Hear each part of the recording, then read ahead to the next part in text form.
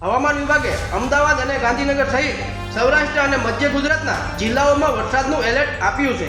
રાજ્યમાં પાછલા ઘણા દિવસોથી વરસાદી માહોલ છે અને આગામી દિવસોમાં પણ તે યથાવત રહેવાની સંભાવનાઓ વ્યક્ત કરવામાં આવી છે.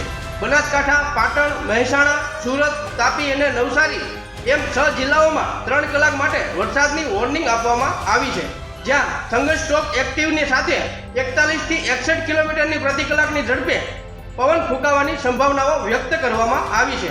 આ સાથે આ 6 જિલ્લાઓમાં વીજળીના કડાકા થવાની શક્યતાઓ 60% છે. આજના દિવસ માટે જે આગાહી કરવામાં આવી છે તેમાં અરવલ્લી, દાહોદ, મહીસાગર અને છોટા ઉદેપુરમાં ભારેથી અતિભારે વરસાદની સંભાવનાઓ સાથે ઓરેન્જ એલર્ટ આપવામાં આવ્યું છે, જ્યારે બનાસકાંઠા, પંચમહાલ, નર્મદા, નવસારી, વલસાડ તથા અમરેલી અને ભાવનગરમાં ભારે વરસાદની આગાહી છે. આ સિવાય અમદાવાદ અને ગાંધીનગર સહિત ખેડા, આણંદ, સુરેન્દ્રનગર, રાજકોટ, જામનગર, પોરબંદર, જૂનાગઢ, ભાવનગર, મોરબી, દ્વારકા, ગીર સોમનાથ, બોટાદ અને કચ્છ તથા દીવમાં હળવા વરસાદની સંભાવનાઓ હવામાન વિભાગે વ્યક્ત કરી છે. હવામાન વિભાગની આગાહી અનુસાર આજે આગામી 3 કલાક ગુજરાત માટે ભારે વરસાદ પડે તેવી શક્યતા છે.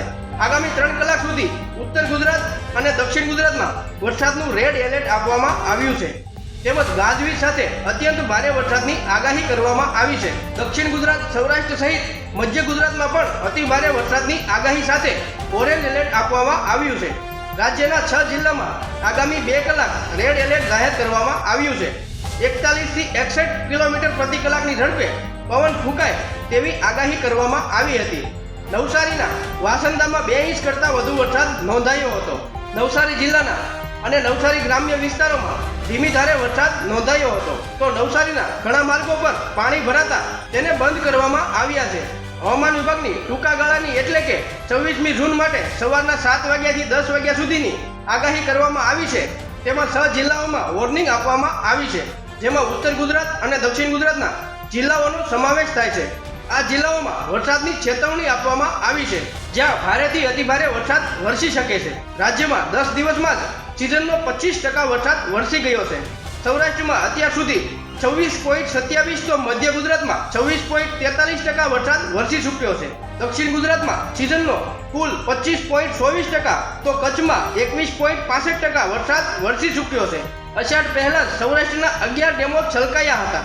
20 ડેમો 80 થી 90% ભરાઈ જતા એલર્ટ પર મૂકવામાં આવ્યા હતા. 6 ડેમોમાં 90% થી વધુ પાણીનો સંગ્રહ થતા હાઈ એલર્ટ પર મૂકવામાં આવ્યા હતા. અમદાવાદ શહેરમાં ગઈકાલે સાંજે 2 કલાકમાં સરેરાશ 1.5 ઇંચ જેટલો વરસાદ પડ્યો હતો. પૂર્વ વિસ્તારના મણિનગર અને ઓઢવમાં 4 ઇંચ જેટલો વરસાદ પડ્યો છે.